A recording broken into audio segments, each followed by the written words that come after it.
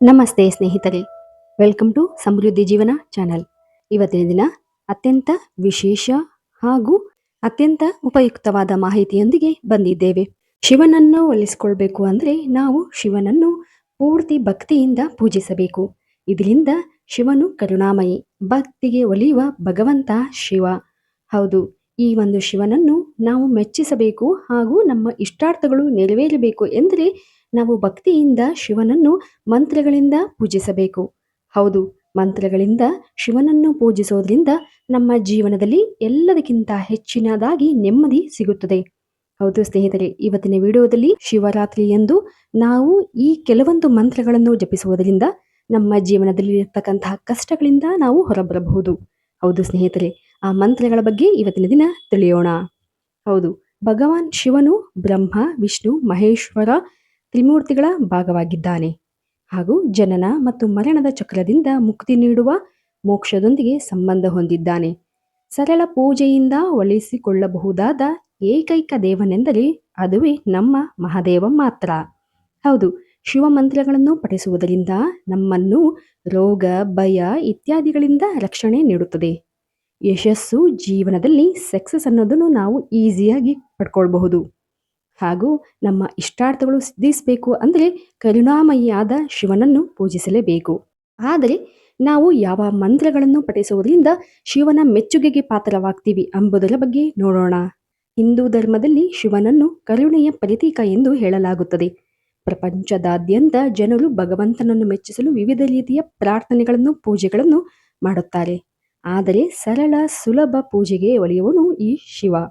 ಹೌದು, ಶಿವ ಪೂಜೆಯು ಶಿವ ಮಂತ್ರಗಳನ್ನು ಪಠಣ ಮಾಡುವುದರಿಂದ ಶಿವನ ಮೆಚ್ಚುಗೆಗೆ ಪಾತ್ರರಾಗಬಹುದು.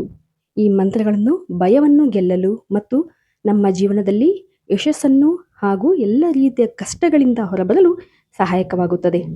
ಈ ಮಂತ್ರಗಳು ನಮ್ಮನ್ನು ಋಣಾತ್ಮಕ ಶಕ್ತಿಗಳಿಂದ ರಕ್ಷಣೆಯನ್ನು ನೀಡುತ್ತದೆ. ಹೌದು, ಈ ಮಂತ್ರಗಳ ಸರಿಯಾದ ಮತ್ತು ನಿಯಮಿತವಾದ ಪಠಣದಿಂದ ವ್ಯಕ್ತಿಯು ಯಶಸ್ಸನ್ನು ಪಡೆಯಬಹುದು ಹಾಗೂ ಜೀವನದಲ್ಲಿ ಸುಖ, ಸಮೃದ್ಧಿ, ಅಷ್ಟ ಐಶ್ವರ್ಯವೂ ಕೂಡ ಸುಲಭವಾಗಿ ಪಡೆಯಬಹುದು. ಹೌದು, ಆದರೆ ಅದರಲ್ಲಿ ಮೊದಲನೆಯ ಮಂತ್ರ ಯಾವುದು ಅಂದರೆ ನೀವು ಶಿವರಾತ್ರಿಯ ದಿನ ಈ ಮಂತ್ರವನ್ನು ತಪ್ಪದೆ ಹೇಳಲೇಬೇಕು. ಅದುವೇ ಪಂಚಾಕ್ಷರಿ ಶಿವಮಂತ್ರ, ಓಂ ನಮಃ ಶಿವಾಯ. ಅತ್ಯಂತ ಪ್ರಸಿದ್ಧವಾದ ಹಾಗೂ ಅತ್ಯಂತ ಸರಳವಾದ ಮಂತ್ರ ಈ ಒಂದು ಮಂತ್ರ. ಈ ಮಂತ್ರವನ್ನು ಹೇಳುವುದರಿಂದ ಅಂದರೆ ಈ ಮಂತ್ರ ನಾನು ಶಿವನಿಗೆ ನಮಸ್ಕರಿಸುತ್ತೇನೆ ಎಂಬ ಅರ್ಥವನ್ನು ನೀಡುತ್ತದೆ. ಇದು ಶಿವನಿಗೆ ಸಮರ್ಪಿತವಾದ ಮಂತ್ರ. ಇದನ್ನು ನೀವು 108 ಬಾರಿ ಜಪಿಸಿದರೆ ಸಾಕು. ಈ ಮಂತ್ರವು ನಿಮ್ಮ ದೇಹವನ್ನು ಶುದ್ಧೀಕರಿಸಲು ಸಹಾಯ ಮಾಡುತ್ತದೆ. ಶಿವನು ನಿಮ್ಮ ಮೇಲೆ ಆಶೀರ್ವಾದವನ್ನು ಸುರಿಸುತ್ತಾನೆ. ಈ ಮಂತ್ರವನ್ನು ನೀವು ಶಿವರಾತ್ರಿಯ ದಿನ ತಪ್ಪದೆ ಪಠಿಸುವುದರಿಂದ ನಿಮ್ಮ ಇಷ್ಟಾರ್ಥಗಳು ಸಿದ್ಧಿಸುತ್ತವೆ.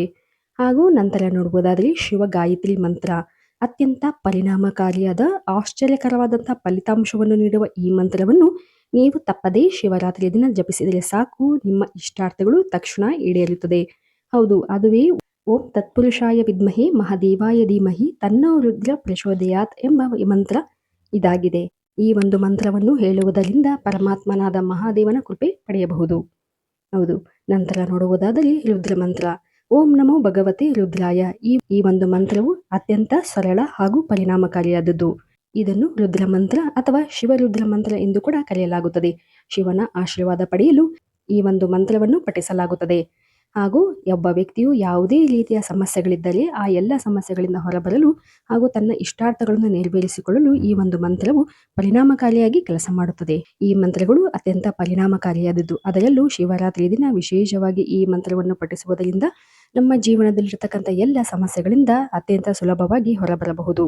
ಈ ಒಂದು ಮಾಹಿತಿ ಇಷ್ಟವಾಗಿದ್ದಲ್ಲಿ ದಯವಿಟ್ಟು ನಮ್ಮ ಚಾನಲನ್ನು ಸಬ್ಸ್ಕ್ರೈಬ್ ಮಾಡಿ ಹಾಗೂ ಲೈಕ್ ಮಾಡಿ. ಧನ್ಯವಾದಗಳು.